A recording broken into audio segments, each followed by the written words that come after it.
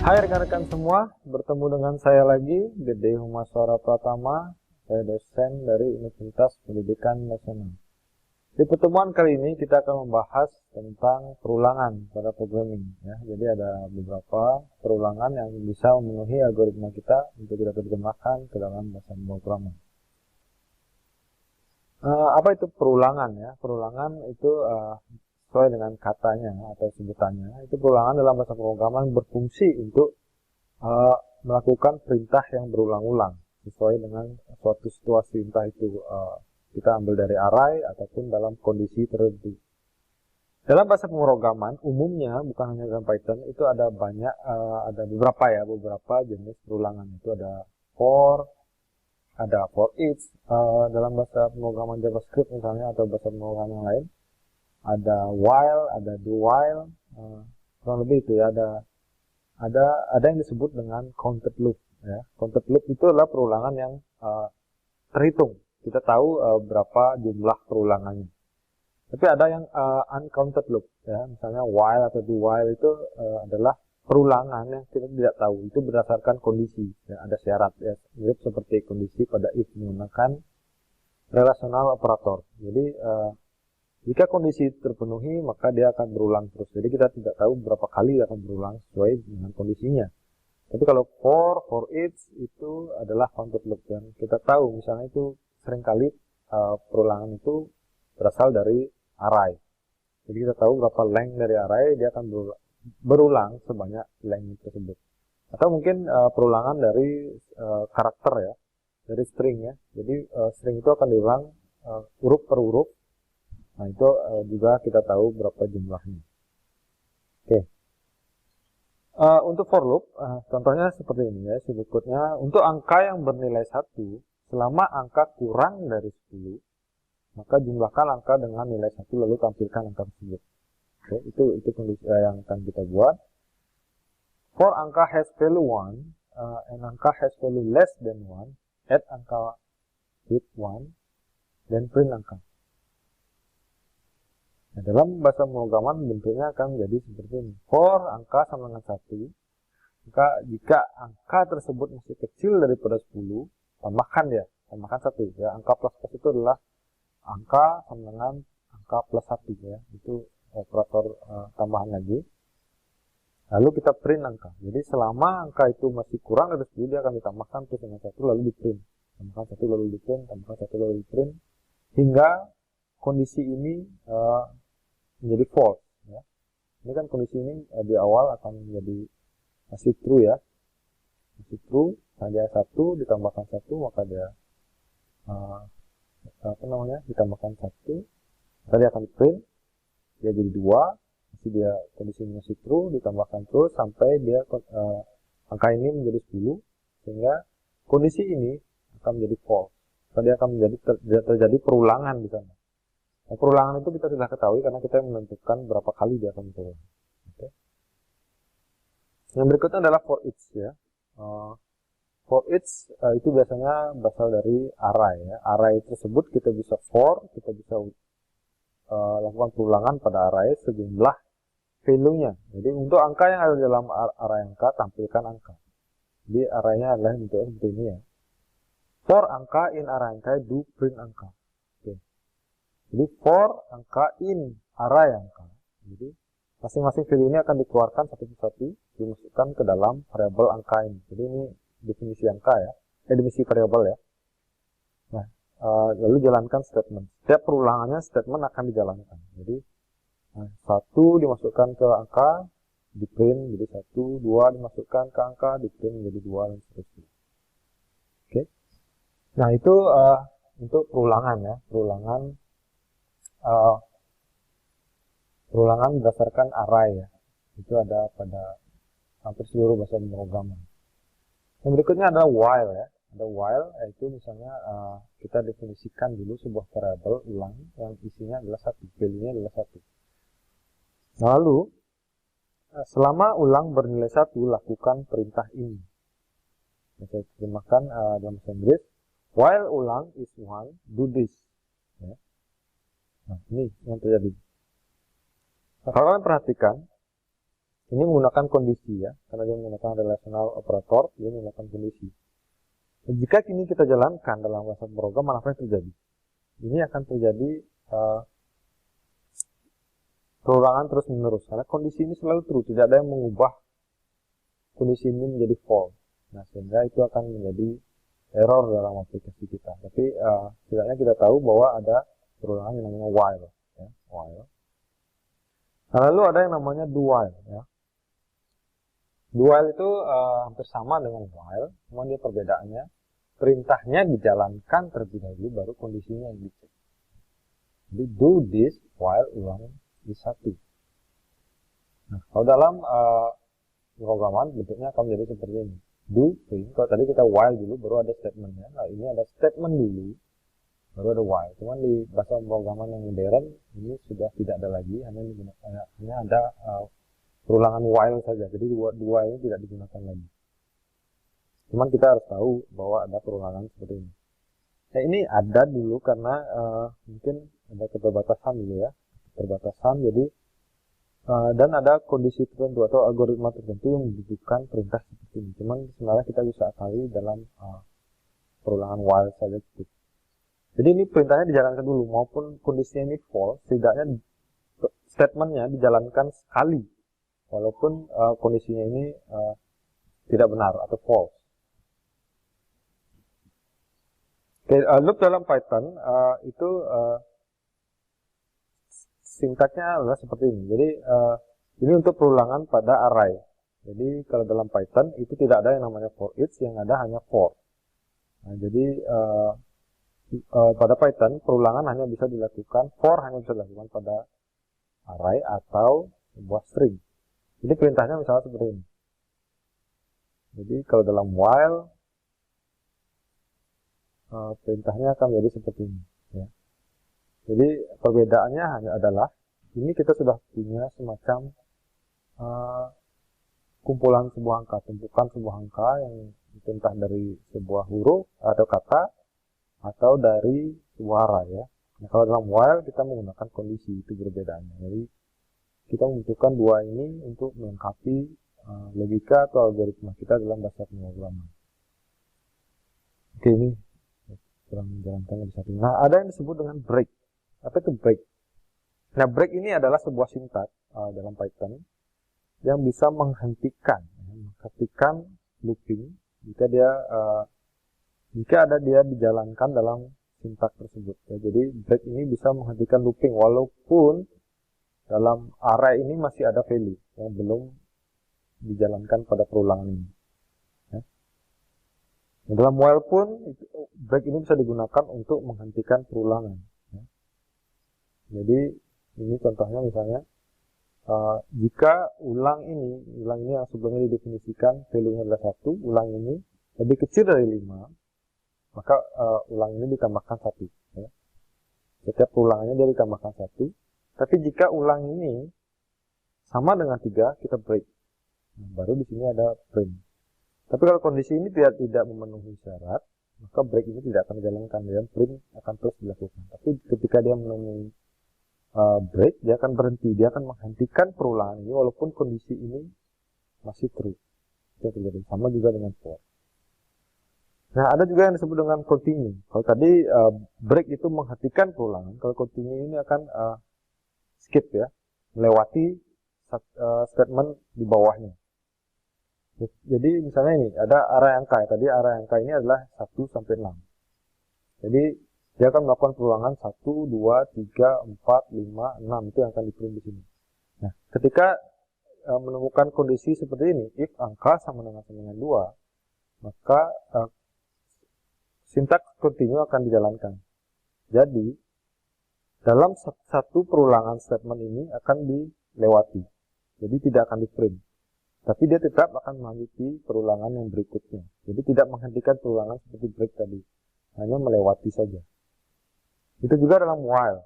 Jadi ada while yang kondisinya sama seperti tadi. Dan ini kalau saya buat di sini 2, di sini saya buat kondisinya 3. Jika dia menemukan ulang ini menjadi 3, print ulang. Jika dia menemukan ulang ini menjadi 3, dia akan menjalankan continue, sehingga print ini dilewati. Dia akan melakukan perulangan berikutnya. Oke, dan dia juga tidak ditambahkan. Dia juga tidak akan ditambahkan. Oke, kita coba ya. Kita coba dalam bahasa pemrograman. Kalian buka PyCharm. Kita coba lagi. Oke, yang pertama itu while ya. Saya punya angka di sini. Angka itu misalnya 1 ya. Nah, kalau while itu menggunakan kondisi ya. Jadi while angka 1 itu lebih, sama dia lebih kecil dari 20 ya, kita buat seperti itu. Maka kita tambahkan angka 1, atau kita print dulu. Kita print angka 1 ya. Dan kita tambahkan angka 1 ya. Nah, ini sebelumnya saya belum pernah jelaskan, di Python itu tidak ada operator seperti ini. Jadi yang ada itu adalah angka 1 ya. Atau yang bisa kita singkat ya, plus sama dengan 1. Itu yang ada. Oke, jadi langkahnya adalah setiap ulangan. Jadi selama ini kondisi benar, maka dia akan print, lalu dia akan menambahkan angka ini, bukan 1 ya, angka ini menjadi 1 dengan 1, ditambahkan dengan 1. Oke, selanjutnya saya akan print selesai. Nah, coba kita jalankan apa yang terjadi. Oh, ini sebenarnya angka 1 ini tidak ada. Nah, dia akan print 1, 2, 3 sampai 19 ya, 19. Ketika di print di perulangan yang terakhir ini 19, maka 19 ditambahkan 1 menjadi 20, hingga kondisi ini jadi tidak terpenuhi, maka dia berhenti ya. Oke, itu menggunakan kondisi. Tapi bagaimana kalau kita ini tambahkan 2? Ini akan jadi hal yang berbeda. Kita jalankan, nah dia akan menambahkannya sebanyak 2, ya kan, jadi lebih sedikit ya. Jadi kondisi ini yang menentukan, bukan berapa jumlah yang akan kita tentukan ya. Nah, di sini logikanya kita tambahkan dengan 2, maka dia akan perulangannya menjadi berkurang. Kalau kita tambahkan 5, akan menjadi seperti ini. Oke, kita balik ya. Kita balik ke 1. Nah, kita buat kondisi di sini ya. Kondisi dulu. Ini saya pindahkan ke atas.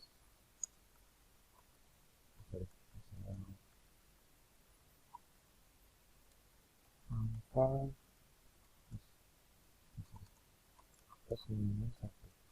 Oke, itu ya. Tapi ini saya ganti jadi nol. Supaya kita mulainya dari 1 ya. Jadi ketika ini dijalankan, dia akan mulai 1 sampai 20 ya. Jadi kondisi 20 di print dulu baru ditambahkan. Ditambahkan dulu baru di print ya. Jadi dia ketemu angka 20 karena yang terakhir itu adalah 19 ya. 19 lebih kecil dari 20, maka ini dijalankan. Baru dia tambahkan 20, baru dia di print. Yang berikutnya baru dia tidak memenuhi syarat. Oke. Nah, di sini saya ingin skip mungkin angka 10 ya. Di sini ada 10 ya. Ada 10. Nah, untuk skip angka 10, saya bisa melakukan ini. If angka sama dengan 10, angka sama dengan 10, maka kita break ya. Kita mau sampai 10 aja. Nah, kita coba break dulu. Jadi ketika break ini ketemu angka 10, maka dia break, maka dia akan menghentikan seluruh perulangan. Nah, kita ketahui bahwa perulangan itu hingga 20 kali ya, ada 20 kali perulangan di sini. Ketika kita jalankan, maka dia akan berhenti di angka 10. 10 ini pun tidak akan di print. Karena dia sudah memenuhi syarat 10, maka dia akan break. Nah, 10 ini tidak di print. Itu yang terjadi. Dan perulangan pun dihentikan. Nah, berbeda dengan continue. Kalau kita continue, Nah, kalau tidak menggunakan continue, maka dia akan melanjutkan perulangan, tapi dia melewati angka 10 tadi. Jadi dia tidak akan menjalankan perintah saat kondisi ini terpenuhi. Jadi statement ini tidak dijalankan ini, karena dia memenuhi syarat angka 10, maka continue yang dijalankan dia akan melewati, tapi melakukan perulangan yang berikutnya. Sehingga kita lihat setelah 9 dia akan muncul 11 yang dilewati. Oke, kita coba dengan yang berikutnya ya. Kita coba print angka yang hanya angka ganjil ya. Nah, seperti yang di pertemuan-pertemuan sebelumnya kita sudah coba, untuk mendapatkan ganjil atau genap kita menggunakan persen. Nah, tapi persen ini adalah hasil ya, ini aritmatika operator ya. Untuk bisa dalam if itu harus merupakan relasional. Jadi kita hitung angka persen 10, itu angka persen 2 sama dengan 0, maka dia akan continue. Jadi jika dia genap, maka dia akan melewati, sehingga dia tidak akan print angka genap-genap di sini tidak akan di print lagi. Jadi kita coba ya. Itu yang kalian lihat, dia akan hanya print ganjil. Ya. Jadi ini sisa hasil baginya 2. Jika dia sisa hasil bagi 2 itu sama dengan 0, maka dia adalah bilang genap. Itu kesimpulannya. Tapi kalau kita ingin print ya, yang genap sekarang kita print ini tidak sama dengan 0, maka ketika kita jalankan dia akan print yang genap. Oke, itu untuk yang while menggunakan break, continue dan seterusnya. Bagaimana dengan for? Ini saya ganti ya. Saya punya sebuah array berisi 1, 2, 3, 4, 5, 6, 7. Nah, for biasanya digunakan pada array. Jadi saya punya angka in array. Nah, artinya selama ada value dalam array ya, value dari array ini akan dikeluarkan satu persatu dan dimasukkan ke dalam variabel angka ini. Menjalankan statement ini print angka. Nah, sehingga kita bisa mendapatkan 1, 2, 3, 4, 5, 6 selesai. Nah, oke, jadi kita coba di sini yang lebih menggunakan continue ya. Jadi if angka dibagi hasil bagi 2, ini tidak menggunakan continue, sama dengan 0. Jadi kalau dia genap, jika menemukan angka genap kita break, itu misalnya kita jalankan, maka dia akan berhenti di angka 1 karena dia 2 sudah genap, dia tidak akan di print. Oke. Kalau continue dia hanya akan skip angka genap. Ketika dijalankan, maka dia akan break. Oke. Jadi oke, coba jalankan ya. Dia akan melewati yang genap, dia akan hanya menunjukkan yang ganjil. Begitu juga dengan kita jika menggunakan relasional tanda seru sama dengan, jadi dia akan menampilkan yang genap saja. Nah, kalau di sini kita lihat for ini kita gunakan untuk array, tapi ini juga bisa kita gunakan untuk string. Namun apa yang terjadi pada string ini kita hilangkan dulu ya. Apa yang terjadi pada string ini, misalnya saya coba nama saya adalah oke, itu ya string yang saya isi ya. Apa yang terjadi jika kita menggunakan perulangan for pada string? Jika perulangan pada string, maka yang terjadi adalah masing-masing hurufnya akan diulang ya, dijadikan perulangan, sehingga kita mendapatkan huruf demi huruf bahkan spasi dari string. Oke, kurang lebih ya, itu saja yang bisa saya sampaikan untuk pertemuan kali ini. Semoga bermanfaat untuk kalian. Terima kasih.